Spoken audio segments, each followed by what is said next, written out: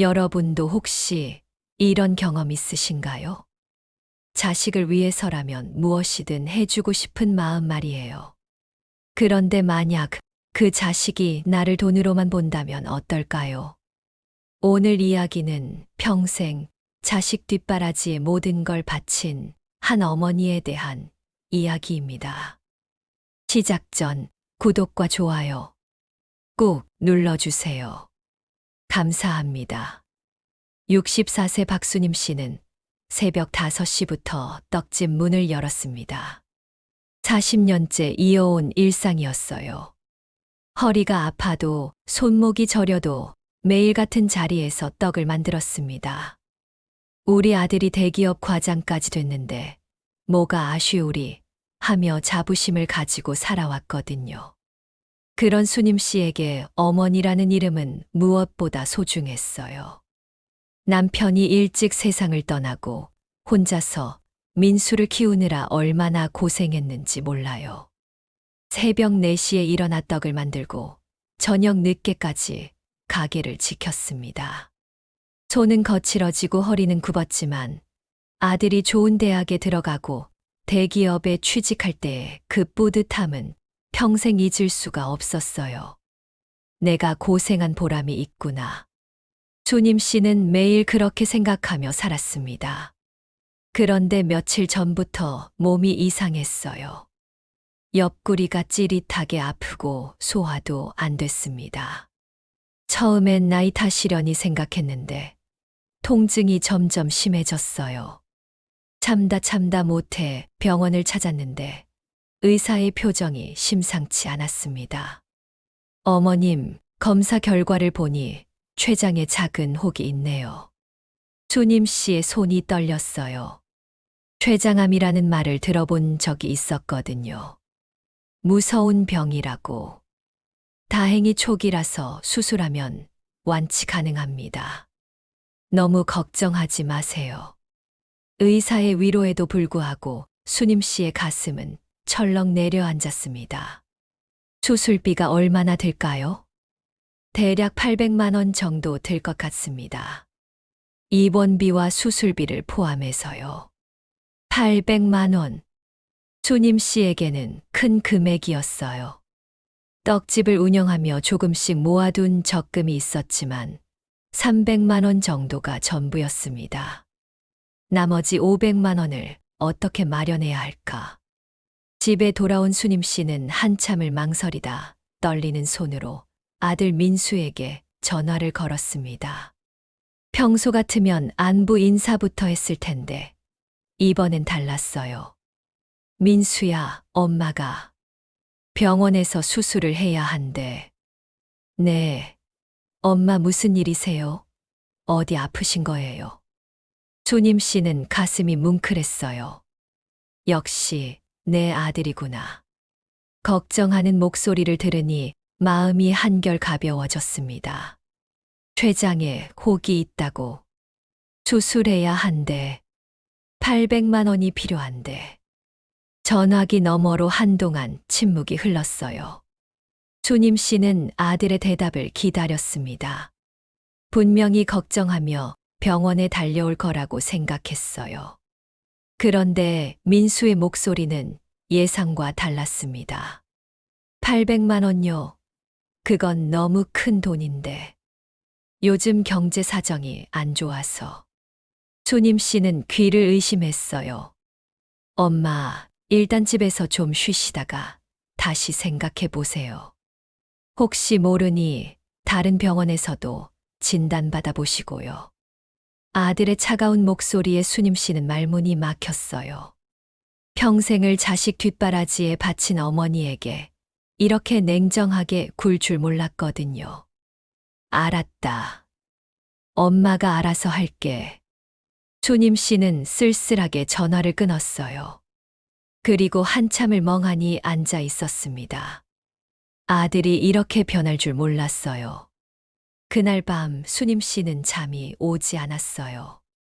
침대에 누워 천장을 바라보며 이런저런 생각에 잠겼습니다. 그러다 문득 핸드폰을 만지작거리다가 며느리 은정이의 소셜미디어를 보게 됐어요.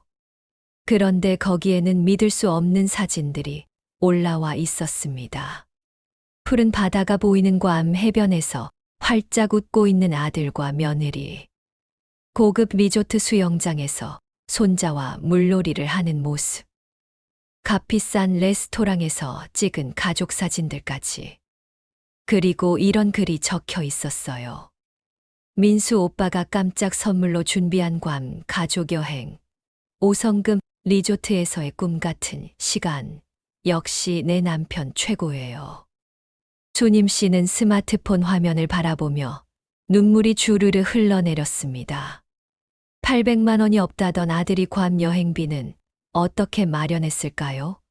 5성급 리조트면 최소 500만 원은 들 텐데. 그 순간 가슴이 미어지는 것 같았어요. 다음 날 아침 수님 씨는 평소보다 더 일찍 떡집 문을 열었습니다. 새벽 4시 반이었어요. 하지만 평소와는 달리 마음이 무거웠습니다. 혹시 이것이 마지막 장사가 될지도 모른다는 생각이 들었거든요. 오늘 하루만 더 버텨보자. 조님 씨는 속으로 되뇌며 떡을 반죽하기 시작했어요. 40년 동안 해온 일이지만 오늘은 유난히 손에 힘이 들어가지 않았습니다. 아들의 차가운 목소리가 계속 머릿속을 맴돌았어요. 우리 민수가 언제부터 이렇게 됐지? 어린 시절 민수는 참 착한 아이였어요. 어머니가 힘들어하면 옆에서 꼬박꼬박 앉아 있곤 했죠. 엄마 힘들어. 내가 어깨 주물러 줄까? 하며 작은 손으로 어깨를 주물러 주던 그 아이가 이제는 어머니의 생명이 걸린 수술비조차 부담스러워하다니. 조님 씨는 떡을 빚으면서 자꾸만 과거를 떠올렸어요. 민수가 중학교 때 교복비가 부족해서 떡집 매출로는 감당이 안 됐던 적이 있었어요. 그때 수님 씨는 밤새 떡을 만들어 새벽 시장에 내다 팔았습니다. 며칠 밤을 새우며 겨우 교복비를 마련했죠. 그때는 아무리 힘들어도 기뻤는데 아들을 위해 희생하는 것이 당연했고 오히려 뿌듯했어요. 그런데 이제는 아들이 어머니를 위해 희생하는 걸 부담스러워하다니. 세상이 참 많이 변했구나 싶었어요. 오전 10시쯤 되니까 단골 손님들이 하나둘 찾아왔어요. 평소 같으면 반가운 마음으로 인사했을 텐데 오늘은 어딘지 모르게 쓸쓸했습니다. 아주머니, 오늘 안색이 안 좋아 보이네요. 어디 아픈 거 아니에요? 단골 손님 할머니가 걱정스럽게 물어봤어요. 괜찮아요. 좀 피곤해서. 조님 씨는 억지 미소를 지었습니다. 병원 이야기는 차마 꺼낼 수 없었어요. 점심시간이 지나고 오후 2시쯤 갑자기 옆구리에 칼로 찌르는 듯한 통증이 왔어요. 어제보다 훨씬 심했습니다. 너무 아파서 그대로 바닥에 주저앉고 말았어요. 아, 안 돼. 이러면. 조님 씨는 바닥에 쓰러지며 의식이 흐릿해졌어요. 마지막으로 생각난 건 떡집 가스불이었습니다. 혹시 꺼뜨렸나? 불이 나면 어떻게 하지? 그때 떡집 문이 열리는 소리가 들렸습니다. 아주머니, 아주머니. 30년 넘게 떡집을 찾아온 단골 손님 이봉수 씨였어요. 60대 초반의 인자한 인상을 가진 분이었죠. 봉수 씨는 수님 씨가 쓰러진 걸 보고 바로 119에 신고했습니다. 여보세요. 떡집 할머니가 쓰러졌어요. 의식이 없어 보이는데 빨리 와주세요. 봉수 씨의 침착한 신고 덕분에 구급차가 빨리 도착했어요. 구급대원들이 수님 씨를 들것에 옮기는 동안 봉수 씨는 떡집 가스레인지를 확인하고 문단속까지 꼼꼼히 해줬습니다. 아주머니, 걱정 마세요. 제가 다 정리했어요. 조님 씨는 흐릿한 의식 속에서도 봉수 씨의 따뜻한 목소리를 들을 수 있었어요. 30년 동안 떡집을 찾아준 고마운 분. 가족보다도 더 든든한 존재 같았습니다. 병원 응급실에서 수님 씨는 간신히 의식을 차렸어요. 천장에 하얀 조명이 눈에 들어왔습니다. 옆에는 봉수 씨가 걱정스런 표정으로 앉아 있었어요. 아주머니, 괜찮으세요? 의식 차리셨네요. 수님 씨는 고마운 마음에 눈물이 날 뻔했어요. 가족도 아닌 분이 이렇게까지 걱정해 주다니. 봉수 씨, 고마워요. 제가 얼마나 배를. 무슨 말씀을 그렇게 하세요. 30년 넘게 아주머니 떡 먹고 살아온 사이인데. 봉수 씨는 수님 씨의 손을 잡으며 안심시켜 줬어요. 그런데 아주머니, 아드님한테 연락해 드릴까요? 병원에 오셔야 할 것 같은데. 수님 씨는 고개를 저었어요. 어제 전화 통화가 떠올랐거든요. 괜찮아요. 우리 아들이 바빠서. 연락하지 마세요. 봉수 씨는 뭔가 이상하다는 듯이 수님 씨를 바라봤어요. 아무리 바빠도 어머니가 응급실에 실려왔는데 연락을 안 한다는 게 말이 안 됐거든요. 그때 의사가 와서 수님 씨에게 설명을 시작했어요. 검사 결과 췌장 종양이 맞습니다. 다행히 초기라 수술하면 완치 가능해요. 하지만 수술을 빨리 받으셔야 합니다.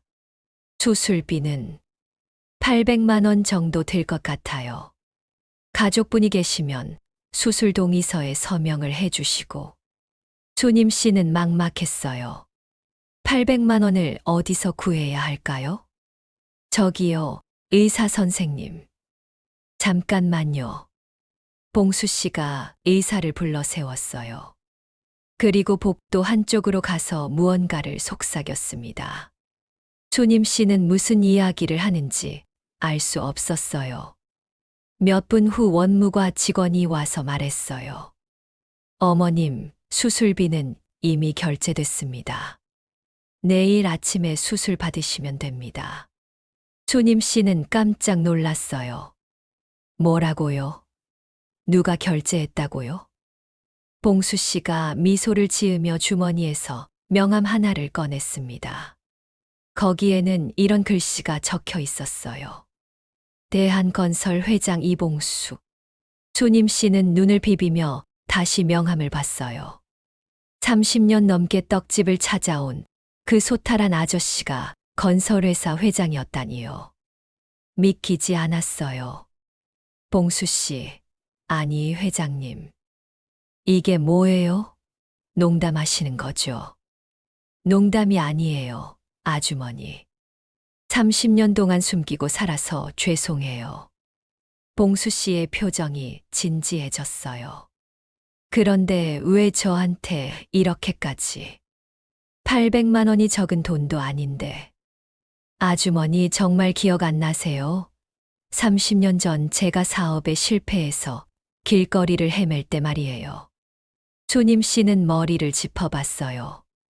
30년 전. 그때는 떡집을 막 시작했을 때였죠. 워낙 오래된 일이라 기억이 흐릿했어요.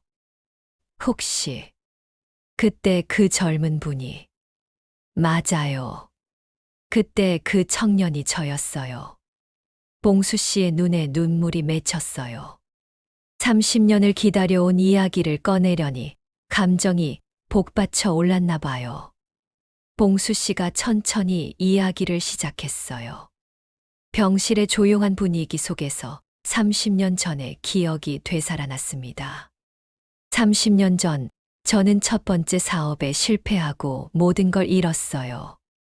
작은 건축 하청업체를 운영했는데 원청업체가 부도나면서 저도 연수에 도산했거든요. 봉수 씨의 목소리에는 그때의 절망감이 묻어났어요.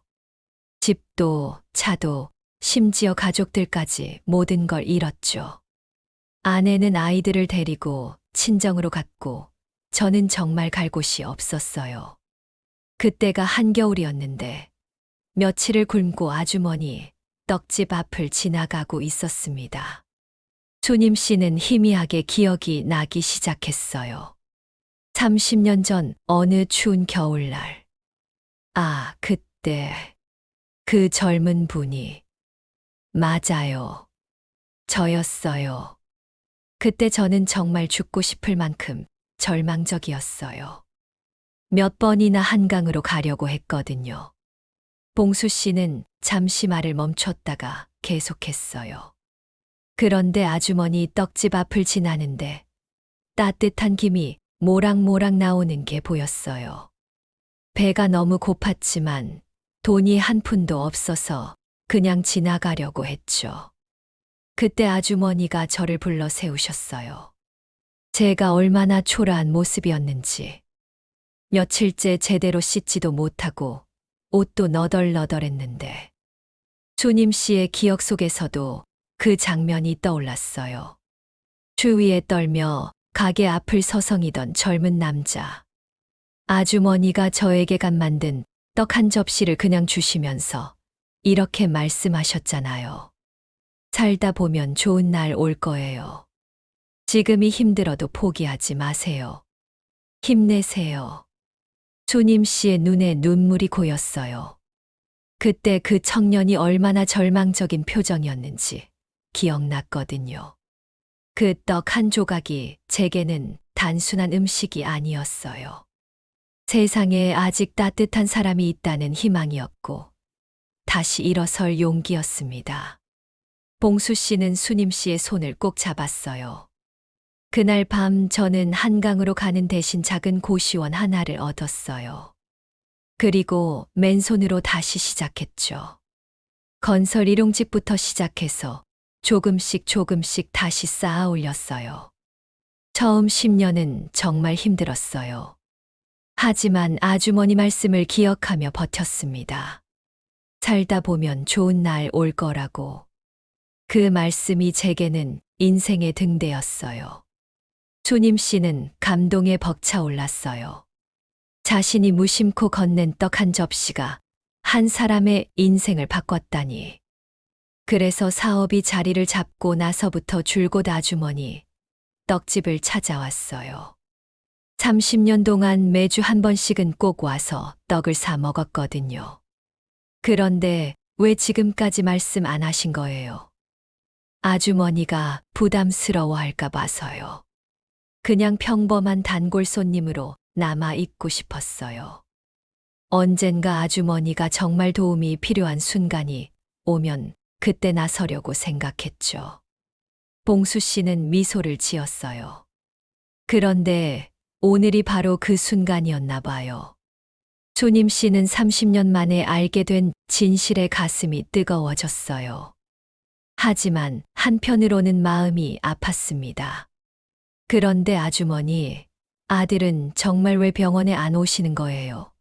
어머니가 수술 받으시는데. 조님 씨는 한동안 말이 없었어요. 아들 이야기를 하기가 너무 창피했거든요. 하지만 봉수 씨의 진심 어린 걱정을 보니 차마 숨길 수가 없었어요. 사실은 민수한테 수술비 얘기를 했는데 조님 씨는 떨리는 목소리로 모든 걸 털어놓기 시작했습니다. 800만 원이 없다며 차갑게 거절당한 이야기. 그런데 아들은 며느리와 함께 괌으로 호화 가족 여행을 떠난 이야기까지.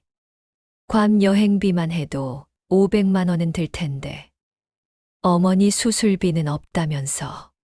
봉수 씨의 표정이 점점 굳어졌어요. 그런 자식이 어디 있어요? 도대체 어떻게 그럴 수가 있죠?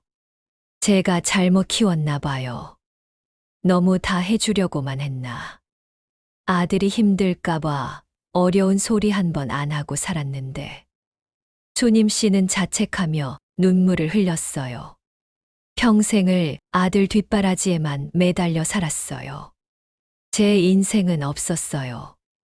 오직 민수가 잘 되는 것만 생각하고 살았는데. 이제 와서 이런 대접을 받으니까 너무 허무해요. 봉수 씨는 수님 씨의 아픔을 고스란히 느꼈어요. 30년 전 자신이 절망에 빠졌을 때 따뜻하게 감싸주었던 그 어머니가 이제는 친자식에게 버림받다니. 아주머니, 그렇게 자책하지 마세요. 아주머니는 잘못이 없어요. 수술이 성공적으로 끝나고 사흘 후 드디어 민수와 은정이 뒤늦게 병원에 나타났어요. 괌에서 돌아온 지 이틀이나 지나서였습니다.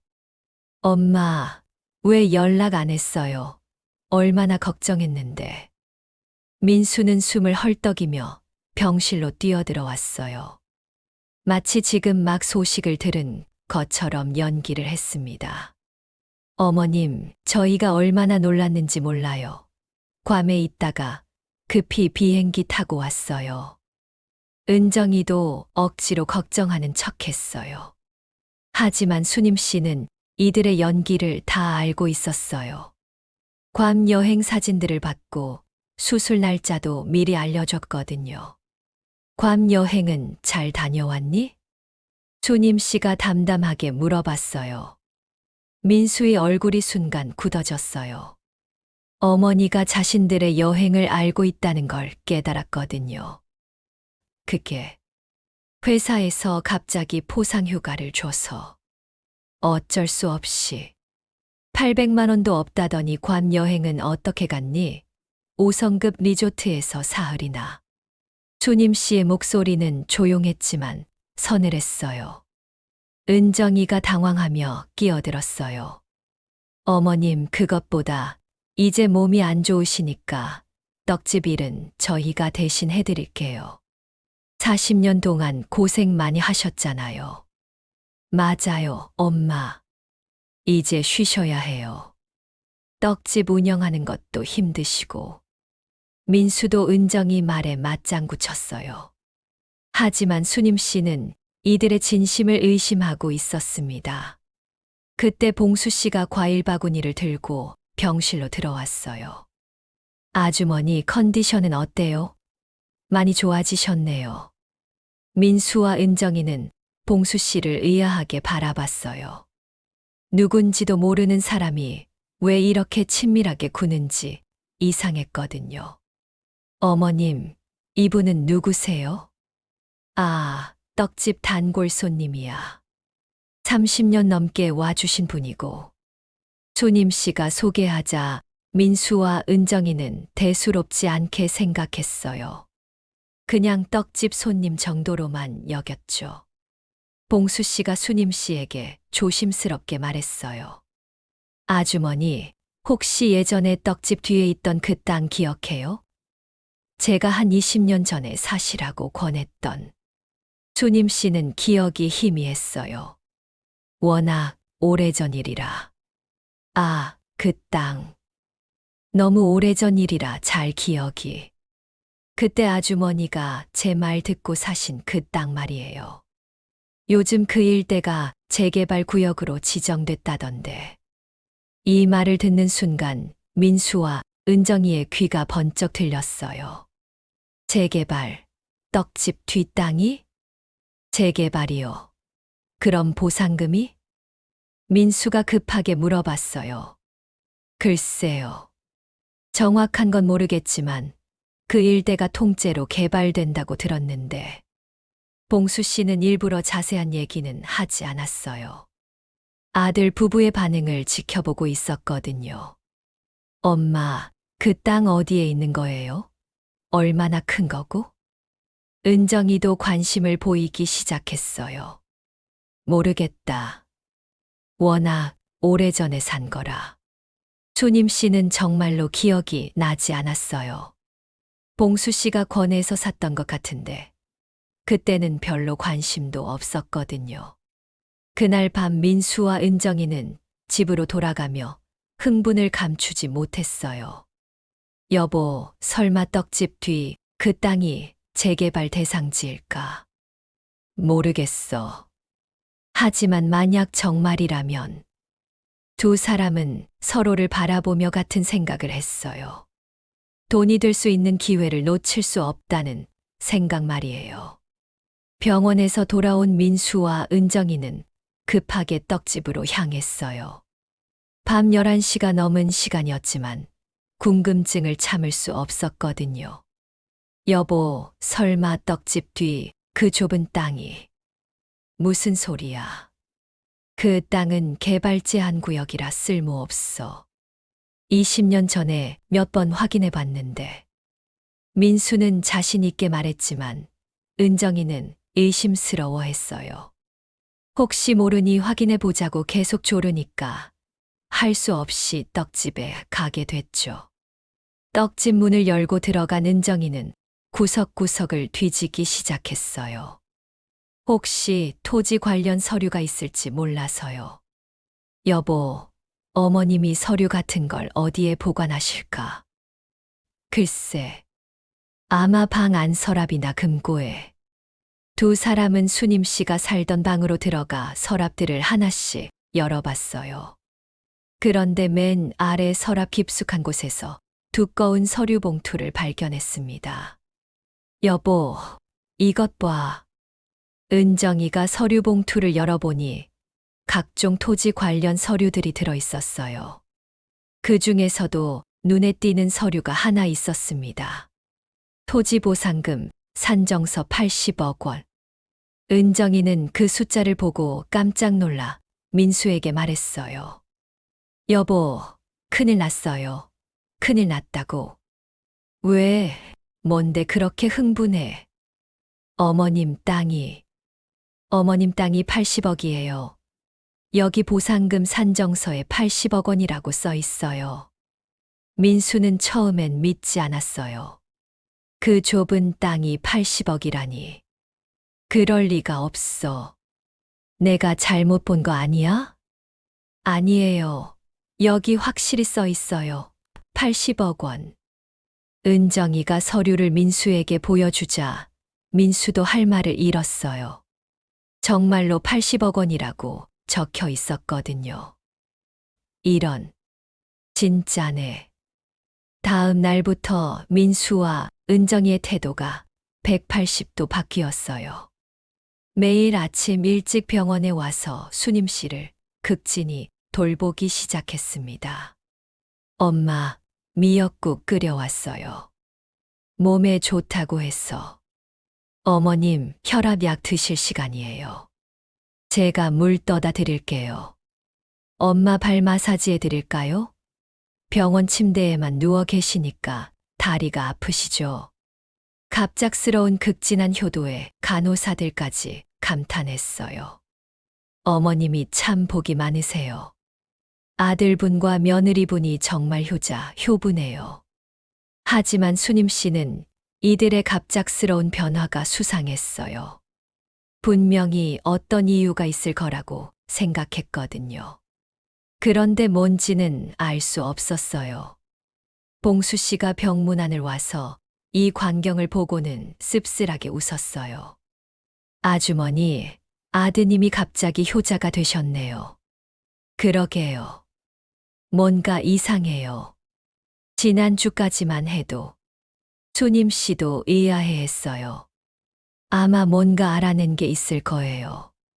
봉수 씨는 짐작하고 있었어요. 아마 땅 이야기를 듣고 뭔가 알아봤을 거라고요. 퇴원을 앞둔 마지막 날, 민수와 은정이가 두꺼운 서류 봉투를 들고 병실에 들어왔어요. 얼굴에는 억지로 만든 미소가 가득했습니다. 엄마, 이제 몸도 안 좋으시니까 복잡한 일들은 저희가 처리해 드릴게요. 민수가 서류 봉투를 수님 씨 앞에 놓으며 말했어요. 무슨 서류인데? 재산관리위임장이랑 몇 가지 서류예요. 엄마 혼자서는 힘드실 테니까 저희가 대신 관리해 드리려고요. 은정이도 거들었어요. 어머님, 요즘 부동산 관련 절차도 복잡하고 세금 문제도 있잖아요. 저희가 다 알아서 할 테니까 도장만 찍으시면 돼요. 주님 씨는 서류를 하나씩 들여다봤어요. 상속 포기각서, 재산관리위임장, 토지 소유권, 이전 동의서. 복잡한 법률 용어들이 가득했지만 요약하면 모든 재산을 아들에게 넘기라는 내용이었어요. 민수야, 엄마가 묻고 싶은 게 있다. 네, 뭐든지 말씀하세요. 조님 씨는 민수의 눈을 똑바로 쳐다봤어요. 떡값 800만 원도 없다고 하던 너희가 왜 갑자기 이러니? 며칠 전까지만 해도 병문안도 안 왔으면서. 민수의 얼굴이 붉어졌어요. 뭔가 들켰다는 생각이 들었거든요. 엄마, 그게 아니라 저희가 정말 걱정돼서. 너희가 원하는 건 내 돈이지. 내가 아니구나. 조님 씨의 목소리는 담담했지만 섭섭함이 묻어났어요. 엄마, 왜 그런 말씀을? 그럼 그 80억 없어도 나를 모실 거니? 이 말이 나오자 민수와 은정이는 깜짝 놀랐어요. 어머니가 80억을 알고 있다니. 어머님, 그걸 어떻게? 은정이가 당황하며 물어봤어요. 너희가 내 방 뒤져서 서류 찾아낸 걸 모를 줄 알았니? 조님 씨는 사실 봉수 씨한테서 미리 들었어요. 아들 부부가 땅 얘기를 듣고 나서 행동이 급변했다는 걸요. 민수가 참지 못하고 솔직하게 말했어요. 그러니까 이제 저희가 관리해 드리겠다는 거 아니에요. 80억이나 되는 돈을 엄마 혼자 어떻게 관리하세요? 아니 엄마, 우리가 알아서 잘하겠다는데 왜 그래요? 어차피 나중에는 다 제 거잖아요. 민수는 흥분해서 본심을 드러내고 말았어요. 도장 찍으세요. 빨리.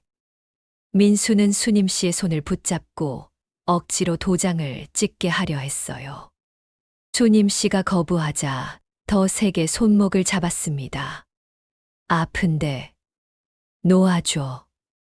도장부터 찍고 그러세요. 그 과정에서 수님 씨가 침대에서 넘어지며 바닥에 머리를 부딪혔어요. 아이고. 조님 씨는 머리를 부여잡고 신음했어요. 그때 마침 떡집 단골 손님 김순자 할머니가 병문안을 왔어요. 복도에서 들리는 소란한 소리를 듣고 깜짝 놀라 간호사실에 신고했습니다. 저기 병실에서 환자분이 위험해 보여요. 빨리 와보세요. 간호사들이 달려왔고 곧이어 경찰도 도착했어요. 조님 씨가 바닥에 쓰러져 있고 머리에서 피가 나는 걸 본 경찰은 즉시 조치를 취했습니다. 어떻게 된 일입니까? 저희는 그냥 어머님이 넘어지셔서. 민수가 변명했지만 순자 할머니가 목격한 걸 증언했어요. 제가 복도에서 다 봤어요. 저 사람들이 할머니 손목을 잡아당기더라고요. 결국 민수와 은정이는 경찰서로 연행됐어요. 노인학대 혐의로 조사를 받게 됐죠. 며칠 후 봉수 씨가 수님 씨를 찾아왔어요. 조님 씨는 머리에 붕대를 감고 있었지만 정신은 또렷했어요. 아주머니, 제가 변호사와 상의해서 모든 절차를 마쳤어요. 무슨 절차요? 아주머니의 모든 재산을 떡값 찬기재단에 기부하는 절차요. 조님 씨는 놀라지 않았어요. 이미 봉수 씨와 상의했던 일이었거든요. 80억을 다요? 네. 수술비가 없어서 치료받지 못하는 분들을 돕는 재단이에요. 아주머니처럼 어려운 상황에 있는 분들을 위한 거죠. 그 이름이 참 좋네요. 떡값 찬기재단. 조님 씨는 미소를 지었어요. 자신이 30년 전에 건넨 떡 한 접시가 이렇게 큰 의미로 돌아오다니. 민수와 은정이가 이 소식을 듣고 경찰서에서 풀려나자마자 병원으로 달려왔어요. 엄마, 이게 뭐예요? 80억을 기부했다고요? 내 돈을 내가 어디다 쓰든 상관없지 않니? 조님 씨는 담담하게 대답했어요. 미쳤어요? 미쳤다고. 그 돈이 얼만데. 은정이가 소리를 질렀어요. 너희는 내가 죽기만 기다렸구나. 하지만 나는 이제 진짜 살아갈 거다. 조님 씨의 목소리에는 결의가 담겨 있었어요. 엄마가 평생 모은 돈을 다른 사람들한테 주면 저희는 어떻게 살아요? 민수가 울먹이며 따졌어요. 너희 손으로 벌어서 살면 되지. 나도 그렇게 살았어. 법적으로도 이미 모든 절차가 끝났어요. 민수와 은정이는 단 한 푼도 받을 수 없었습니다. 3개월 후 수님 씨는 작은 전원주택으로 이사했어요. 봉수 씨가 마련해 준 조용한 시골집이었습니다. 마당에는 작은 텃밭을 만들어 고추와 상추, 토마토를 키웠어요. 봉수 씨가 가끔 찾아와 함께 차를 마셨어요. 아주머니, 후회 안 해요? 80억이나 되는 돈인데. 전혀요. 떡값 한 끼가 80억짜리 기부가 됐잖아요. 조님 씨는 텃밭에서 방울토마토를 따며 말했어요. 내 손으로 키운 자식은 나를 돈으로만 봤지만 내가 만든 떡으로 맺은 인연이 진짜 가족이 되어줬어요. 석양이 지는 마당에서 수님 씨는 평온한 미소를 지었어요. 80억을 포기했지만 진짜 소중한 걸 찾았다는 생각이 들었거든요. 봉수 씨, 30년 전에 제가 건넨 떡 한 접시가 이렇게 큰 선물로 돌아올 줄 몰랐어요. 아주머니야말로 제 인생의 은인이세요. 앞으로 계속 가족처럼 지내요. 두 사람은 따뜻한 차를 마시며 평온한 저녁 시간을 보냈어요. 돈으로 살 수 없는 것들이 있어요. 따뜻한 마음, 진정한 사랑, 그리고 자신답게 살아갈 용기 말이에요. 조님 씨처럼 때로는 단호한 결단이 우리 삶을 지켜주는 순간이 있습니다. 진정한 행복은 얼마나 많이 가졌느냐가 아니라 얼마나 의미 있게 나누었느냐에 달려 있을지도 모르겠어요. 여러분께도 수님 씨처럼 진정한 행복이 찾아오기를 바래요.